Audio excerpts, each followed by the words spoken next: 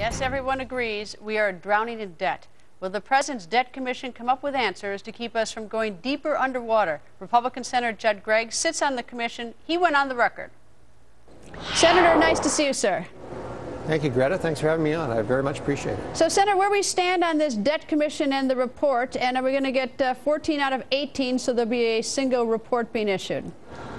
Well, first, it's really, really important. My view is it's sort of the last best hope right now of putting in place something substantive that will actually get our deficits and debt under control. And that the proposal brought forward by the two chairmen was a serious effort. I don't agree with all of it, but it was a very serious effort. It's going to be hard to get 14 votes. Everybody's trying hard, everybody's serious and sitting around the table and engaged, but there's a lot of differences of opinion as to how to do this, and there's unfortunately not a lot of time. Can you live with, quote, a serious effort, which means that you're not getting everything that you necessarily think is the right thing to do? And I suppose the same is true of the other 17 members of the commission. But is there enough there that you can all agree and it's worthwhile? I mean, these are dramatic enough steps that they could reduce the debt. In my opinion, we should be able to do that. We know that if we do not act, we're basically headed towards an insolvency situation as a nation. We know that the areas we need to act in. As I said, the chairman of the commission the chairmans have put forward a very aggressive proposal. Now, it didn't cover all the areas that I'm interested in getting into. For example, it didn't do as much in the area of health care as I think we need to do, because health care is one of the primary drivers of our deficit and debt problem. But it was a major step. It did take $4 trillion of spending out of the system, and it did fundamentally reform the tax laws in a way that would be very aggressive and, in my opinion, help capital formation and create more jobs in this country. What about the mortgage interest deduction? Will that be in or will that be out in terms of what's going to happen to Americans? Because that's a huge part of many Americans' financial planning. Yeah, you know, I think this is one of these things that your viewers probably have been a little bit misled on because of the hyperbole of the moment and people picking out an issue like that. What the chairman suggested was that we go to a new type of tax law, actually track something that Senator Wyden and I have put together, which basically eliminates almost all the deductions and exemptions in the tax laws, and then takes the rates down dramatically. So that the maximum rate would be 23%, and so that people earning up to $200,000 would pay 15%.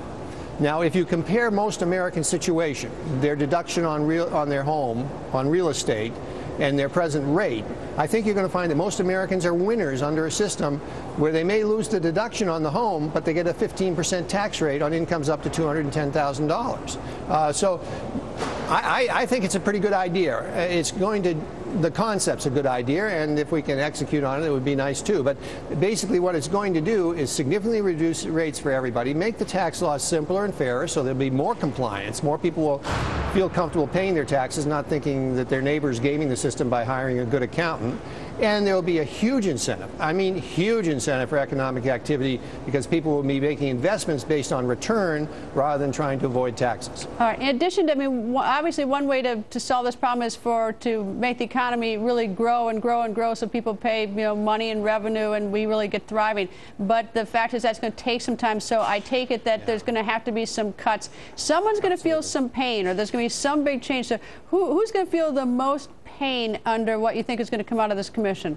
Well, first off, on your first assumption, which I think is a really good one, let's grow the economy. We can't grow out of this, though. We've dug such a huge hole for ourselves, and the projected deficits are so massive, $1 trillion a year for the next 10 years on average, doubling the debt in 5 years, tripling it in 10 years, that even if we had significant growth, let's say we had 5 or 6% annual growth, we would not be able to get out from underneath our debt situation as aggressively as we need to in order to avoid fiscal insolvency as a nation. So we have to reduce spending. This is a spending problem. We've talked about this before. The federal government has gone from 20% of GDP on spending, which has been the historical level since the end of World War II. In the last 2 years, it's gone up to 24%. It's headed towards 27, 28% of GDP in spending. Revenues are fairly constant at about 18.5% of GDP and are headed up over the out years. So it's really not so much a revenue issue as it is a spending issue. And yes, there are going to have to be decisions made which are going to affect Americans who are getting federal benefits under federal programs or federal spending generally. For example, we're going to have to reduce our defense commitments. Our commitment in the area of defense, not our defense commitments, but the amount we're spending on defense. We're going to have to take a look at the non-defense discretionary spending and reduce that too. We should go back to the 2008 level of spending in this country before the stimulus and basically use that as our baseline, and actually we should probably reduce from that about 1% a year for 4 or 5 years. On the discretionary side, that means significant reduction in spending, and it does mean that programmatic activity will be affected. That's just the fact. We are simply borrowing too much money.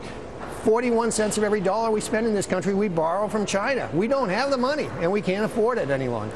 I'm curious, in terms of defense spending, would we be better off spending less on contractors and building up our troops, or are contractors a good deal? I mean, have you taken a look at the amount of money we spend on contractors versus the military, people who are serving? Well, first off, if you've got people in the field, you've got to give them whatever they need in order to be properly supported. But there's a lot more to the defense budget than just the people who are in the field. So what I think we need to do is look at the overall personnel levels, which includes contractors, absolutely, and the procurement procedures of the Defense Department. And I think there's very big savings in both those areas. Interestingly enough, Secretary Gates has suggested some significant areas in procurement that could be saved. He suggested that we then take and spend another area of defense. I suspect my suggestion would be we save it and put it towards debt reduction. But there are clearly areas in defense that can be addressed. But this isn't just one item that we have to address. We have to address the whole government. The whole government is beyond our capacity to pay for it right now.